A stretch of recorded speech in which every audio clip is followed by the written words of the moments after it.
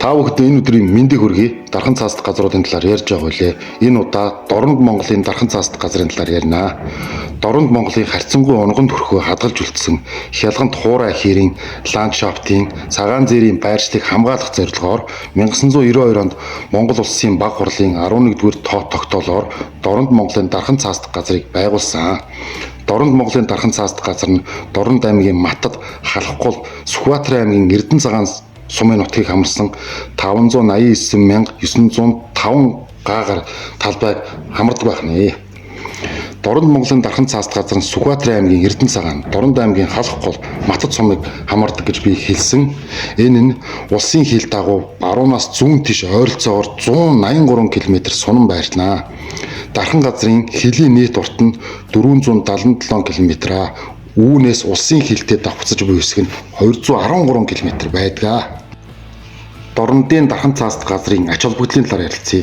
Монгол орны төдийгүй дэлхий болон бүс нутгийн экологийн тэнцлийг хангахад чухал нөлөө бүхий байгалийн түүх соёл, шинжлэх ухааны онцгой ач холбогдолтой тусгай хамгаалалттай газруудыг олон улсын хүн ба шин мандлын нөөц газрын жагсаалтанд хамруулж тэдгээрийн хамгаалтыг сайжруулах асуудлын шат дараалтайгаар хэрэгжүүлдэг. Нэгдсэн үндэсний байгууллагын шинжлэх ухаан боловсрол соёлын байгууллага ЮНЕСКО нь дэлхийн хүн ам ба шин мандлын нөөцийн газрын сүлжээ 2005 онд Дорнод Монголын дархан цаасдах газрыг дэлхийн унган байдлаа хадгалж үлдсэн хялгант талын хээрийн төлөөлөл, цагаан зээрийн амьдрах орчин бодлогын хувьд хамрагдсан байна. Энэ газар маань тэгж хамрагдсан.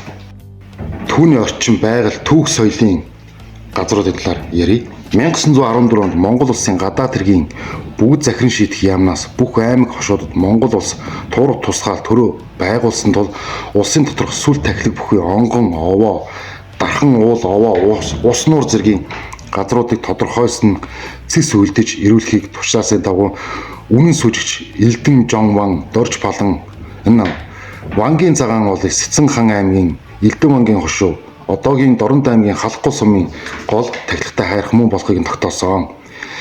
Энэхүү хэцүү ван тогтох ван тоо ван гэж ярьдیں۔ Тогтох төрийн үеэс буюу 1860-аад оны үеэс нутгийн сүсгтэн олон тус уулыг дахин шүтсээр ирсэн байна. Вангийн цагаан уулыг манжин өвөрлөгч хошуудын ноён манай нутгийн уул гэж маргах үед хэцүү ван тоо ван. Энэ газар нутгаас нэг өхрийн ширийн хэмжээтэй газар авъя гэсэн манжин ноён ийм бага хэмжээтэй газар хэмжээ ингээд зөвшөөрч тоо ван нэгэн том өхрийн арсыг илдэж нутгийн ирэг дээр хурц утгаар утас мэт нарийнхан зүсүүлээд уулын хормойгоор тойруулаад явсаар уулыг бүхэлд нь авч үлдсэн гэсэн домогтой. Дорнод Монголын дархан цаасдах газарт Вангийн цагаан гэдэг ийм гайхалтай уул байдаг байх нэ ингээд мэдж авсан гэдэгт итгэлтэй байна. Мөн түүнчлэн Дорнод Монголын дархан цаасдах газрыг 1993 оны Улсын хурлын 28 дахь тогтоолоор Дорнод Монголын дархан цаасдах газар хэмээн байгуулсан. Тус дархан цаасдах газар нь тэгш тал ховор бисрэг нам уулс ухаа толгодгүй тэдгээрийн хоорондох дэрст хоолой бүхий нутаг бөгөөд хамгийн өндөрлөг зэг нь далайн түвшнөөс дээш 1099 м түүх домгийн нэрсэн Вангийн цагаан уул юм а. Хамгийн намд орцыг нь лагийн хоолойн урд хэсэг ба далайн түвшнөөс дээш 709 м болно. Халтрын говьд цөөн тооны шорвог жижиг нуур тойрон булаг шанд байдгаас өөр энэ томоохон гол мөр нуур байхгүй. Нийт 20 орчим булаг шандтай.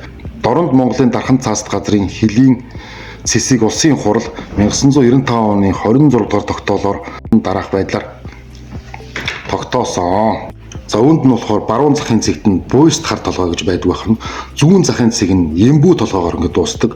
Дорнод Монголын дархан цаасдах газрын тектоникийн мужлаар уул үүслийн нэгдэлт хамаарна. Дорнод Монголын дархан цаасдах газрын нутагт байгаа уулс нь дунд эртний төрөмлийн бордон чулуулын дээд эрт төрөмлийн галтуулын болон геологийн тогтцоор нь авч үзвэл террасын ба юурийн систем, цэрдийн болон анх төрмөл Пермийн галмын үеийн нэгдлүүдээс бүрднэ.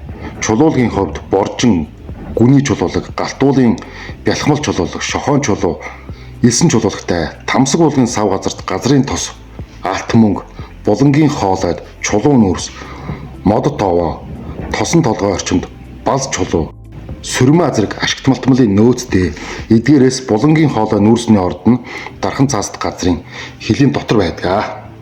Тус дархан цаасдах газрын Ургамалжлалтын хувьд Монголын хуурай хээрийн тойрогт хамаардаг Дорнод Монголын дархан цаасд газрын хэмжээ нь 539 зүйл гуур сурмал бүртгэгдсэний дотор 60 зүйл модлог ба сөглөг, 479 зүйлийн өвслөг урмал байдаг.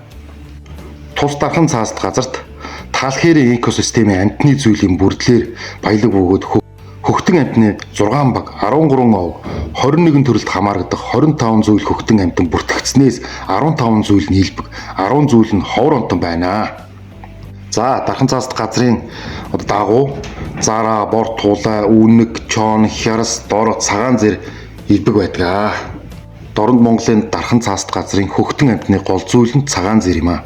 Төмөр зам тавигдахаас өмнө Монгол орны баруун болон төвхээрийн бүсэд цагаан зэр өргөн тархалтай байсан бол одоогийн байдлаар цагаан зэрийн нутгалдаг гол газар нь Дорнод Монголын тал болоод байна. Мөн Дорнод Монголын дархан цаасд газрын 2 нутагт нь 5 зүйл мөлхөгч тэмдэглэгдсэн байдаг. Эдгээрээс Дорнодын мэлхий гэдэг нь одоо Монгол улсын улаан аванд орсон. Тус дархан цаасд газарт 15 баг, 32 овог, 98 төрөлд хамаардаг 174 зүйлийн шоу бүртгэгдсэн.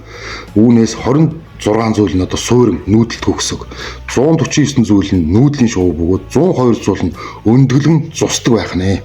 Харин 66 зүйл нь одоо дайран өнгөрдөг шоунууд байх нэ.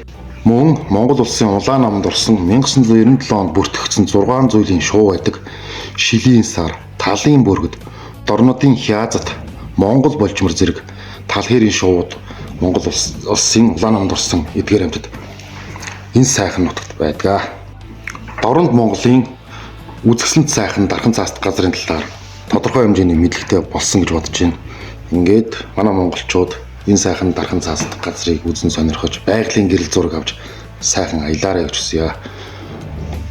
За ингээд дараагийн бичлэг дараагийн дархан цаасд газрын талаар ярьтлаа. Түр баяртай.